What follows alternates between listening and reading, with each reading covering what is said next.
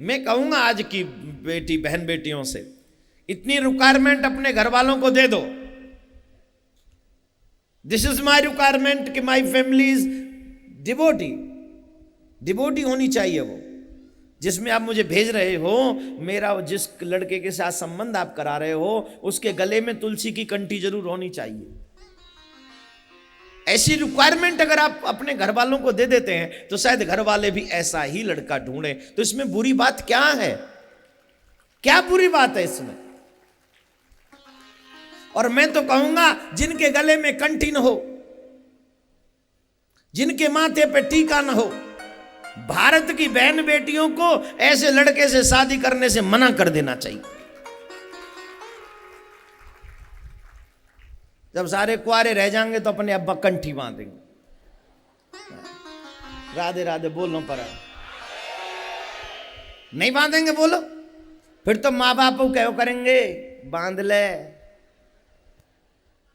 शुरुआत अगर हमारी बहन बेटियां कर दें, माएं कर दें, तो मैं दावे से कहता हूं भारत के हर नौजवान के गले में तुलसी की कंठी होगी, माथे पे चंदन होगा और हृदय में प्रभु से प्यार होगा। मेरे प्यारे, जितनी भी यहां बैठी है ना कन्याएं, अनमैरिड कन्याएं कितनी बैठी, हाथ उठाई जरा, उठाइए ना, क्या बुरा है? अरे वैसे कोई और काम थोड़ी बोल रहा हूं, अनमैरिड जितनी हाथ उठाइए, उठाओ तो सही, उठाई रखियो भी जब तक ना कहूं। अब इतनी कन्याएं अगर एक साथ कह दें कि जिसके गले में कंठी नहीं होगी हम उससे शादी नहीं करेंगे, तो कितने लड़के कुंवारे रह जाएंगे सोचो। और ये शुरुआत होगी। तो मैं आप सबसे, जो भी बहन बेटियां यहां बैठी हैं, उनसे एक ही प्रार्थना करूंगा कि आप अपनी रिक्वायरमेंट इतनी जरूर रख दें। जो बिहार जी से सच्चा प्रेम करती हैं उनको एक ही रिक्वायरमेंट रखनी चाहिए कि हमें उसी फैमिली में भेजना जहां भगवान की पूजा होती हो, जहां लोग भगवान को मानते हों। और जब आप ऐसी रिक्वायरमेंट रखेंगे तो मुझे मालूम है मेरे बांके बिहारी आपको अवश्य ऐसी रिक्वायरमेंट आपकी पूरी करेंगे। ठाकुर जी आपको ऐसा ही घर देगा, अवश्य देगा। मैं क्यों कह रहा हूं? रुक्मणी जी क्या चाहती हैं? कृष्ण को। सीता जी किसको चाहती थी? मिले कौन? राम। मिले कौन? कृष्ण। क्यों? क्योंकि उनकी शुरुआत वहां से हुई। जब आप सोचोगे नहीं, जब आप कुछ करोगे नहीं, तो उसका फल कैसे मिलेगा? उन्हें मिला। ये उदाहरण है। एक पंक्ति आती है, मोर मनोरथ जानउनी के, मेरा विचार जानती हो मां कि मुझे वर कैसा चाहिए। जब आप सच्चे मन से गौरी के चरणों में प्रार्थना करेंगी तो मेरी गौरी माँ, पार्वती माँ, ऐसा नहीं है कि आपके विचारों को अनसुना कर दे, अनदेखा कर दे। वो अवश्य आपकी प्रार्थना सुनेंगी और आपको भगवान को चाहने वाला ही वर मिलेगा, ऐसा मेरा मानना है। इसीलिए कहता हूं कन्याओं को, लड़कों को कथा में लाया करो। इसमें मेरा स्वार्थ नहीं है, इसमें आप ही का स्वार्थ है। जब बच्चे संस्कार वाले हो जाएंगे तो बहू से शिकायत सास को नहीं होगी और बेटे से शिकायत बाप को नहीं होगी, उनकी अपने आप शिकायत समाप्त हो जाए। तो रुक्मणी जी ने गौरी जी से प्रार्थना की, हमें वर चाहिए सावरो, गोरा नहीं सावरो, काला ही दे दे पर कन्हैया चाहिए। मां ने कहा चिंता मत करो, तुम्हें वही मिलेगा जो तुम चाहती हो। सुखदेव जी कहते हैं राजन, कन्हैया आए और रुक्मणी जी का हरण करके ले गए, मंदिर से हरण करके ले गए। अब आप कह रहे ब्याह तो कल रहेगो, अब कथा क्यों सुना रहे हो आज? जो सुना रहा हूं, कल बाजे वाले ने ब्याह जल्दी करवा दो। मैं तो उद्धवचरी सुना रहा हूं, मां बाजे बज गए। मैंने कही ब्याह कहां से करूंगा, अब झटपट में मैंने ब्याह कर दियो, कथा तो मैंने सुनाई नहीं। और ये ब्याह की कथा बहुत सुंदर इसलिए भी है क्योंकि काफी लोग कहते हैं भगवान ने 16,108 विवाह किए थे, मतलब भगवान कृष्ण पर कटाक्ष करते हैं। लेकिन वो मूर्ख, वो मंदबुद्धि, वो पापिष्ट, वो पापी, वो अधम ये नहीं जानते कि भगवान तो स्वयं पूर्ण हैं, उन्हें किसी पत्नी की आवश्यकता नहीं है, उन्हें किसी स्त्री की आवश्यकता नहीं है। क्या कहते हो तुम एव माता, बोलिए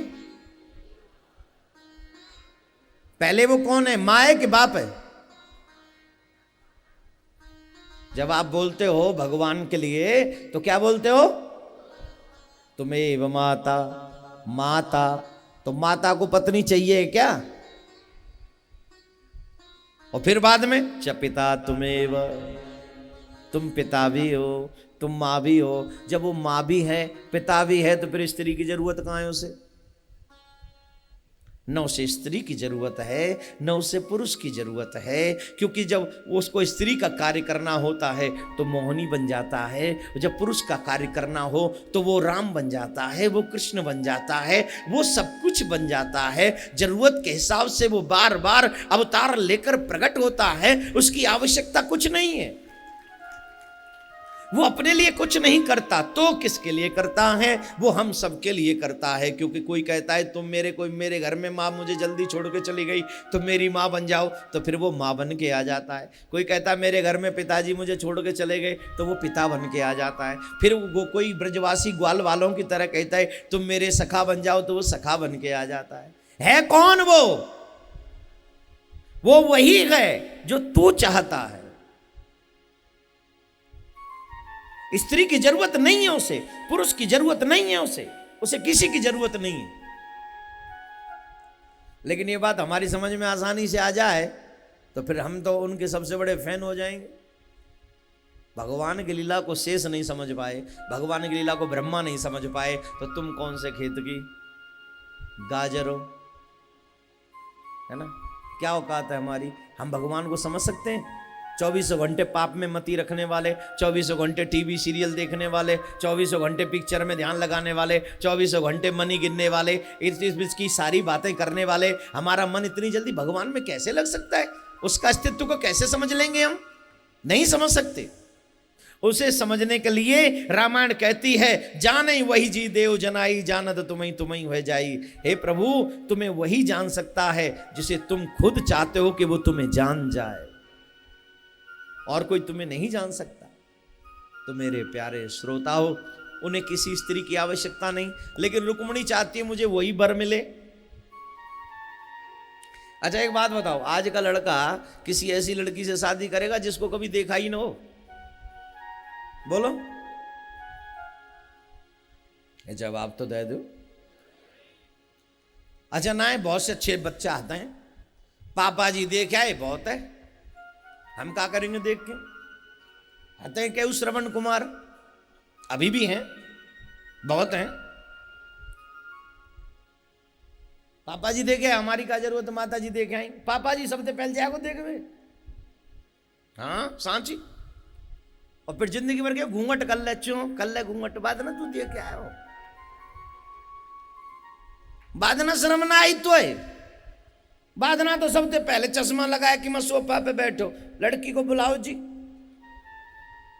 तू साइड में बैठ जा बूढ़े, का दूसरे देख लेंगे, बहू देती पत्नी देख लेगी, तेरे वो बेटी ले जा वो देख ले, बहन देख लेगी, और फिर देवर ले जा जो रिश्ते में देवर लग तो बात दिखा दे, तू ही क्यों देखेगा? बोल दे, है जवाब या बात को?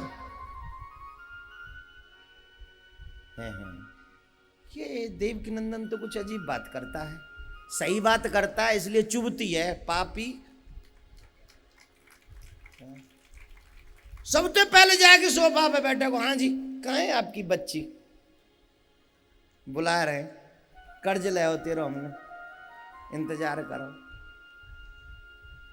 और मेरे हिसाब से तो मैं समदिन बैटरी रहनी चाहिए, समदिन, और समदिन लेके लठ।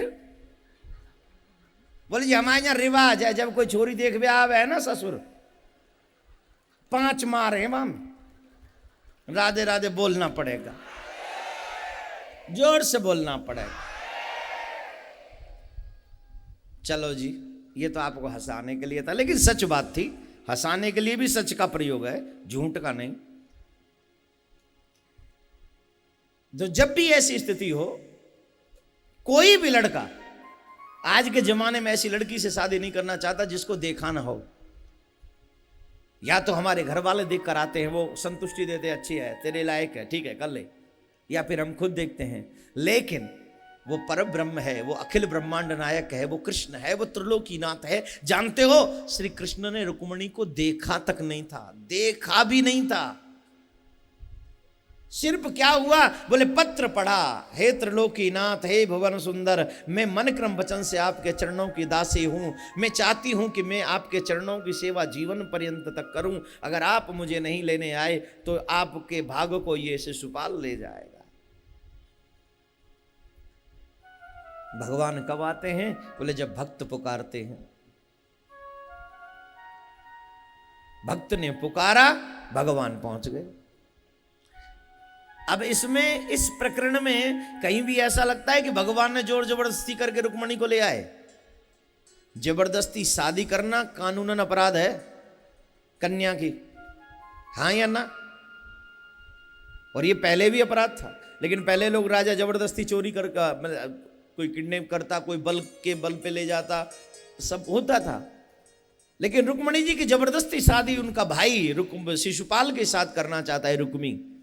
लेकिन रुक्मिणी दिल से चाहती है कि कृष्ण के चरणों की दासी बने। और ऐसा इस दुनिया में कौन पापी है जो कृष्ण के चरणों का सेवक या सेविका नहीं बनना चाहता है? कौन है ऐसा पापी? सभी लोग तो चाहते हैं कि हम मन क्रम वचन से गोविंद की सेवा करें, हम मन क्रम वचन से कृष्ण की सेवा करें, यही तो सबकी इच्छा रहती है।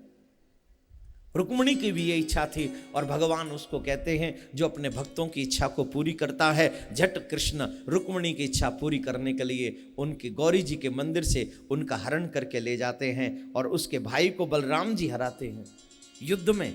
तब जाके रुक्मिणी जी के साथ में विवाह होता है। बोलो कृष्ण कन्हैया लाल की जय, रुक्मिणी जी महारानी की जय। उनका विवाह होता है तब। तो इस प्रकरण में कहीं आपको लगा कि कृष्ण को जरूरत थी रुक्मिणी की? यहां यही लगता है कि रुक्मिणी को ही जरूरत थी कृष्ण की। भक्त को जरूरत रहती है भगवान की और इसीलिए भगवान उसकी भावना को पूरी करता है। 8 विवाह अलग अलग हुए, 16,108 विवाह, जिसके प्रकरण को मैंने कई बार टीवी के माध्यम से आप तक पहुंचाया है। लेकिन अभी भी जब बैठे हैं तो कथाक्रम को थोड़ा सा और बढ़ा देते हैं। तो उस कथाक्रम में ये आता है कि 16,100 कन्याओं को भौमासुर नामक राक्षस ने बंदी बना रखा था। और बंदी बनाकर मन की दशा ये थी कि 16,108 से ज्यादा जब हो जाएंगी तब मैं इनके साथ विवाह करूंगा। नारद जी ने ये बात श्री कृष्ण से जाकर कही और श्री कृष्ण ने ये बात जब सुनी तो सत्यभामा को लेकर आए और सत्यभामा को लेकर आकर उस दुष्ट को समाप्त किया, भौमासुर को समाप्त कर दिया, उसका वध कर दिया। और उसके बाद उन कन्याओं से कहा, हे कन्याओं तुम अपने अपने घर के लिए जाओ। उन कन्याओं ने कहा, कौन से घर जाएं, हमें स्वीकार कौन करेगा? जो कन्या अपने घर से किसी को बिना बताए एक रात भी घर से बाहर रह आए और ये बात समाज को पता चल जाए तो उस कन्या से कोई शादी करने को तैयार होता है? बोलो, जवाब तो दो। और ये लड़का चाहे 10 दिन रहे अब तो कोई फर्क ना है। क्यों ये भेद? क्यों? इस समाज में बड़े विचित्र नियम बनाए हैं। देवियों के लिए कुछ और नियम हैं और पुरुषों के लिए कुछ और नियम हैं। ऐसा नहीं होना चाहिए, सबके लिए बराबर होने चाहिए। अगर स्त्री के चरित्र की तुमको पूरी जिम्मेदारी लेनी है तो पुरुष के चरित्र की भी पूरी जिम्मेदारी होनी चाहिए। तभी तो ये संसार में तुम्हारा ग्रस्त जीवन अच्छे तरीके से चल पाएगा, तभी तो सुंदर बनेगा तुम्हारा जीवन, तभी तो तुम्हारे घर में श्रवण कुमार पैदा होगा।